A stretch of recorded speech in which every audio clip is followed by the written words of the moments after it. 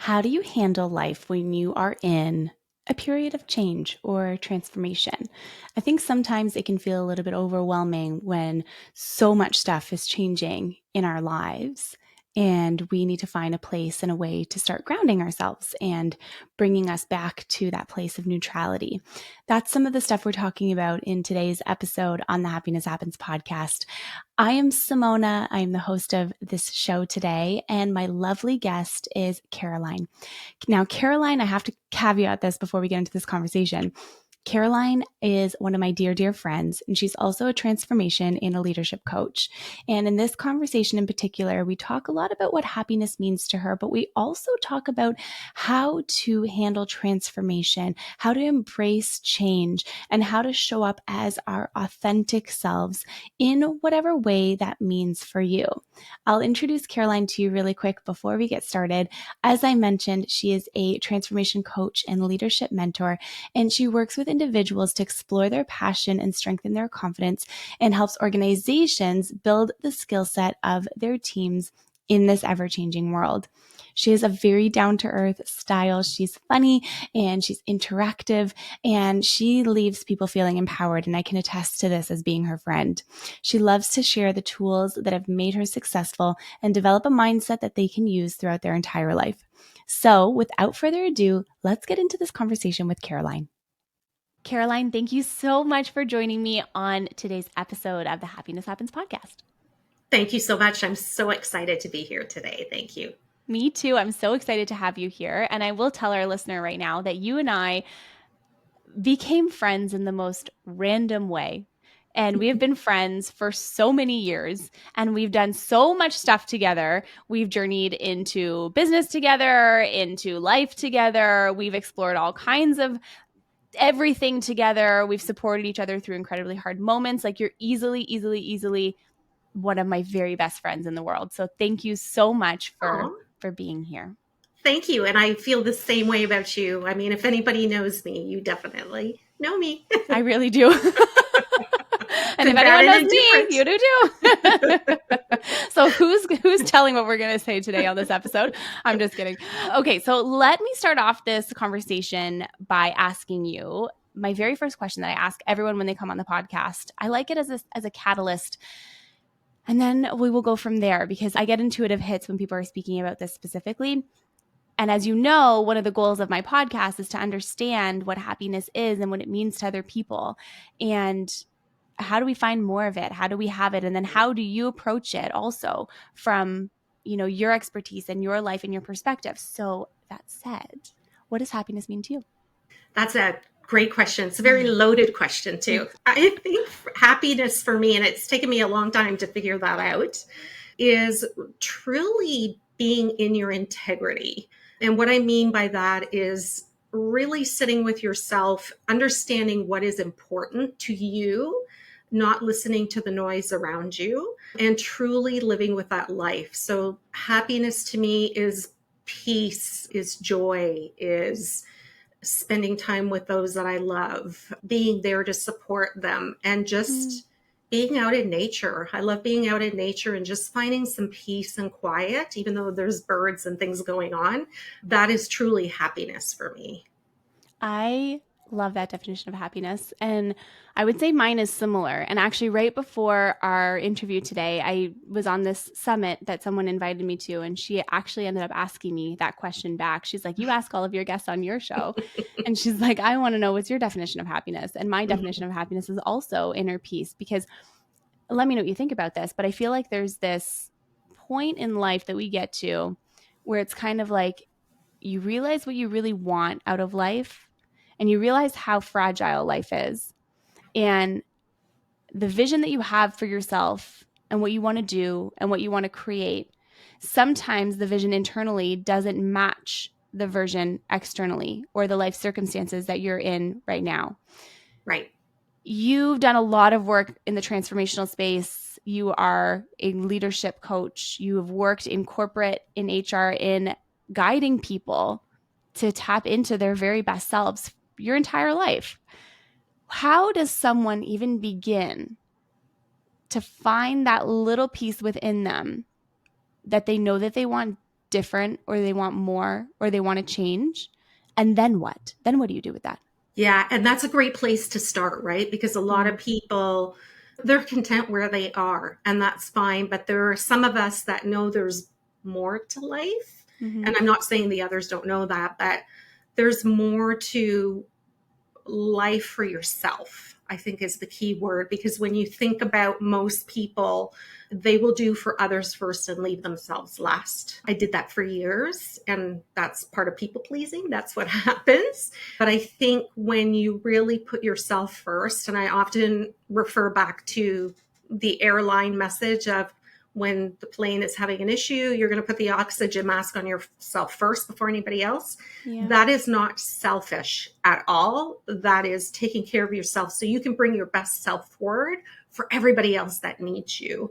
And so I think once you've recognized that you want more and you want to find more peace and joy, it's truly finding things that resonate with you and ways to really tune into your inner soul, your inner spirit, and stop letting the mind control. So if you, and I don't want to go into too much depth, but if you think about the left brain and the right side of the brain, which elements control what, we are very much a left brain society where everything is structured. There's an expectation.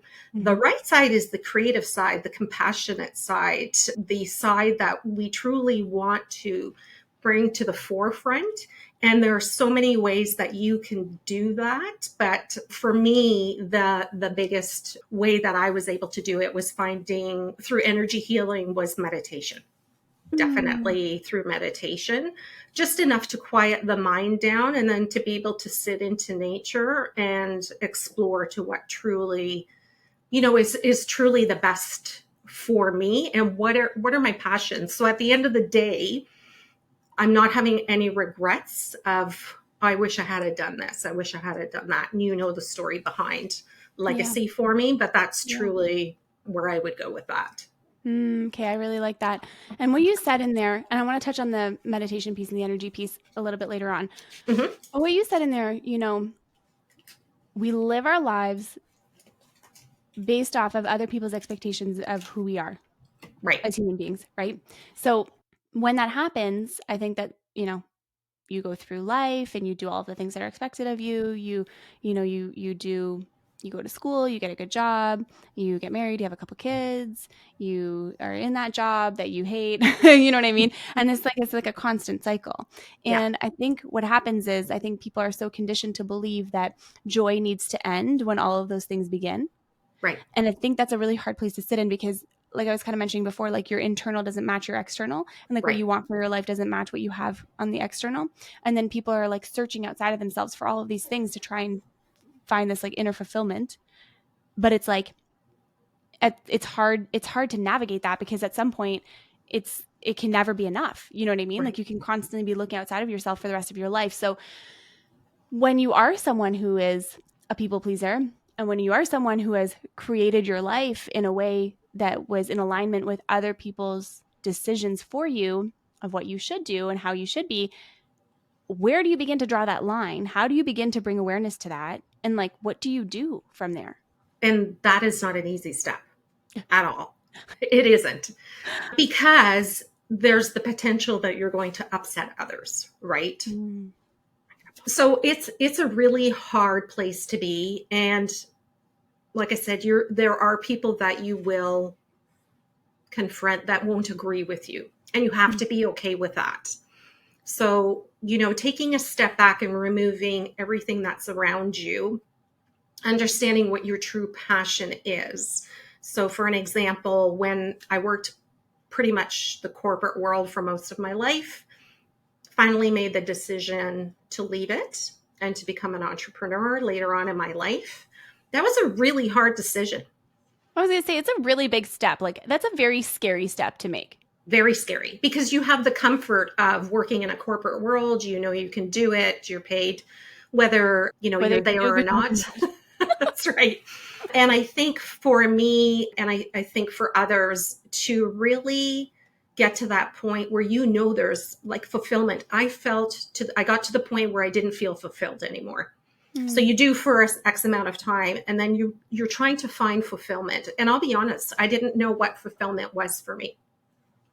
I didn't know if that was spiritual. I didn't know if that was, because at the time I didn't want to leave the corporate world. So was it spiritual? Was it something that I wasn't doing in my spare time Mm. that fulfilled my life? Because we often talk about the corporate job provides the funding for you to be able to live the life that you're passionate to live. Right. It didn't feel like I had that anymore, that connection. And so, for me, unfortunately, it was something pretty big that happened in my life. It was losing my dad. So went through a divorce. And then shortly after, it was not an easy divorce. It was probably lasted Forever. 6 years to go through my divorce. And during that, I lost my father. And my father was definitely the most influential person in my life. So for me to have lost my dad was huge. But the thing that came out of that, and usually something does always come out of Oh. situations, even if they're horrible. And I always say that I'm a big lover of change management. So talk about change, that was a big one. Mm. Was I was already starting to feel lost because when I was married, you're a couple and you do things together as a couple. And again, there's those expectations of what that means. What is that life, right? And then when I had my divorce, it was okay, so now what does that mean? Because what I had planned for the rest of my life wasn't there anymore. It was start fresh. So what I did quickly was get some support in order to be able to figure out what is it that I'm looking for so that I can Mm. be happy, so I Yeah. can find that happiness in my life. And then when I lost my dad, like I said, you end up getting a message from everything in your life. And my message when my dad passed away was the legacy he left behind. We received so many calls and letters and texts about my dad, and the messages were phenomenal. And I'm going to tear up, sorry. Mm. The messages were phenomenal with respect to, he would give the shirt off his back. He was always there to support me. And it was the way people worded it, or when you were talking to them, the heartfelt message in it. Mm. And I was like, wow, what an amazing legacy to leave behind. I wonder what my legacy will be. And I quickly said to myself, oh, I don't want my legacy to be that I worked 60 hours every week for my kids, that she became this shriveled up person that sat in the corner because she went through a divorce, right? I wanted to show my kids that and people that you could pick yourself up, you could dust yourself off because things are going to happen in your life. And it's sometimes allowing yourself to feel okay with the feelings that you're having. So if there's anybody out there that's not feeling fulfilled right now, instead of bottling that up and ignoring it or pushing it to the side, which is what a lot of us have been told, right? Like you don't want the outside world to see what you're going through. So you want to put this facade on.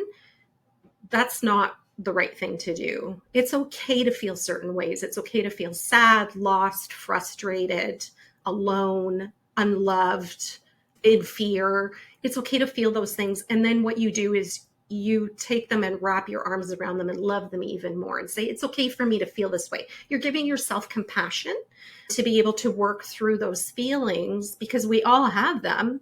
But then it allows you to quickly come out of it and say, okay, well, if I'm feeling this feeling, how do I change that? What is truly missing? And so now I'm going to explore, I'm going to find out what joy, peace, fulfillment means to me. And now how do I start to work towards that? So that Mm-hmm. to me is really the first step, is just giving yourself compassion in the way you feel. And then what does joy look like for you? Or to your question, and I'd love everybody to ask themselves that, what does happiness mean to me? Mm-hmm. And do I feel happy at this point in my life? Mm-hmm. Oh my goodness, there's so much in there. Wow. No, I love what you said. And I think it can become really challenging because, you know, getting to this level of awareness, even if you're not fully in that level of awareness yet, but you have a small idea that you want something different, Yes. The amount of courage and vulnerability and like inner strength it takes to make different decisions and choose a different path for your life is very difficult. And it's often not something that people understand how difficult it is. And so it's so easy for Right. people to give their opinions and their perspectives. I'm sure you got an earful when you left your corporate job. You know what I mean? Of like why 150 reasons why this is like the worst possible thing that you could ever do for yourself in your life. And I got a lot of that too. When I left corporate and I started my own business, it was, well, this is very unsafe. This is not a smart decision. How are you going to retire? What is your pension give? I'm like, never mind my pension. Like, what pension? Like, you know, I'm just like, it's fine. And so what I want to ask you is when you get to that place of finding a little bit of courage, Right. how do you start to make change and transformation in your life when vulnerability might not be something that you're used to? Or, Yeah, yes, right? absolutely. And it's hard. As I said, we're raised to put this facade on every day. Even when you go to work, you could have had a Mm, horrible morning, but you got to go to work and put that smile on. And as I used to hate when people would say, suck it up and work through it. But yes. that's not the case, right? And I think sharing that or getting help and guidance from those that are currently in your life, unless they're fully in support, is probably not the way to go. In fact, Mm. that's not the way I went either, because they're going to find 100 reasons of why you shouldn't do something. Can I caveat this really quick? Absolutely.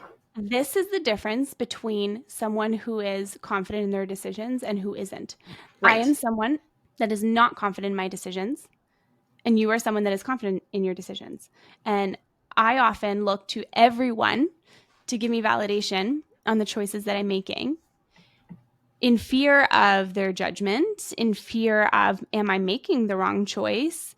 And it really tests your ability to have self trust. So, just even getting to that place of having that ability, Caroline, to like make a decision and not have to go and get it validated by everyone and their mother, like that's a big, powerful thing. Keep going. It is.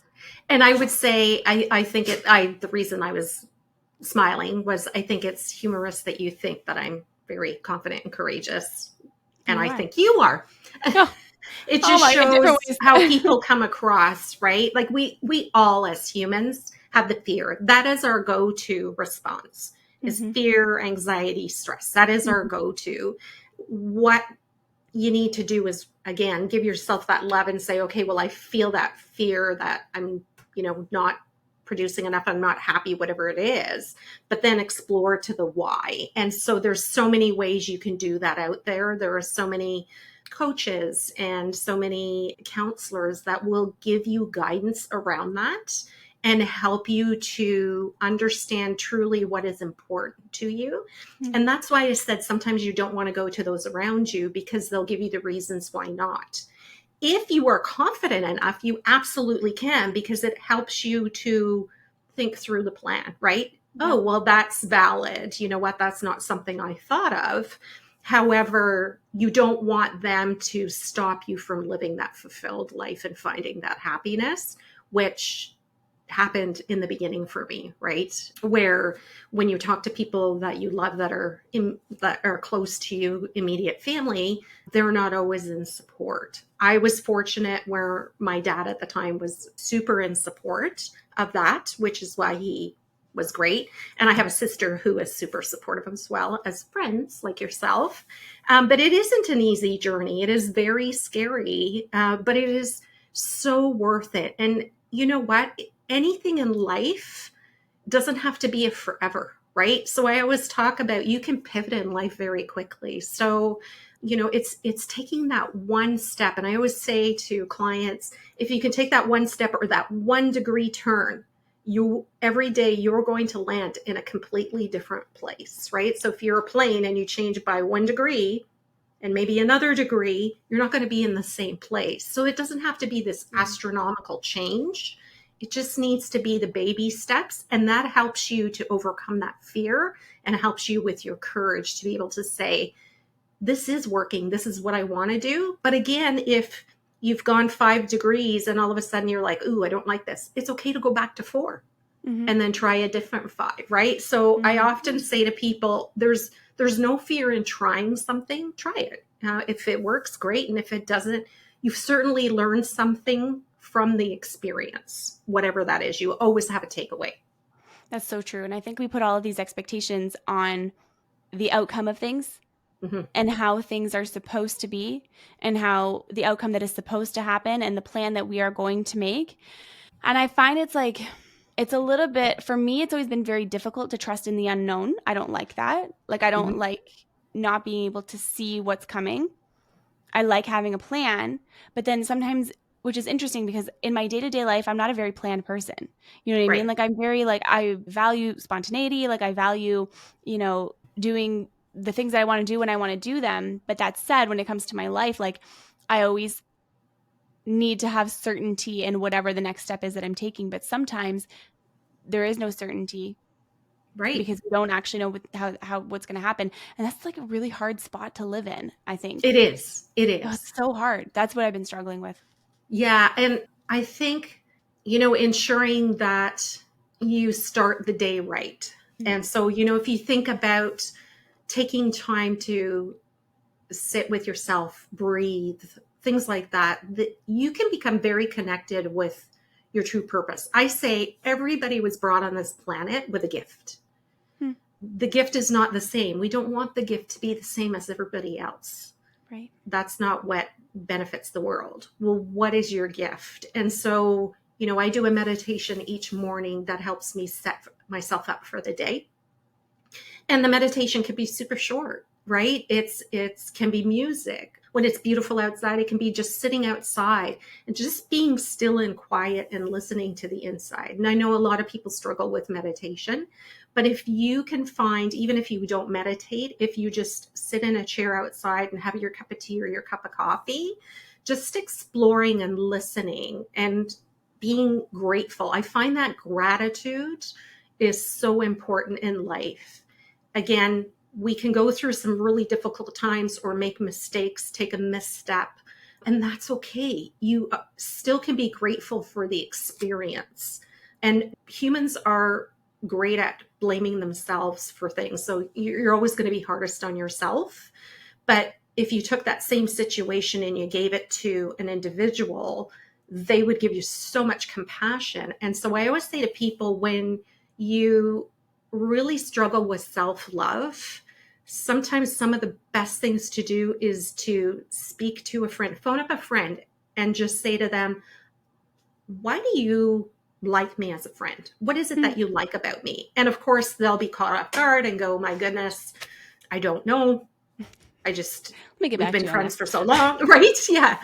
But if you really dig in and you want to dig further, right? So if somebody says, well, I can trust you. Well, what does that mean? Because what you'll hear back from others is so amazing and it'll leave you feeling so great Mm-hmm. because we're always hard on ourselves. But that is something that I learned. Martha Beck teaches that. Simon Sinek speaks about that, but it really does work. It's something really simple that you can do, but you do want to dig in. Like, you don't want to just leave it at that top level. You want to dig in so that when you are living your life, it gives you more love of yourself, it gives you more trust in yourself, and it gives you more courage because people see you differently than you see yourself.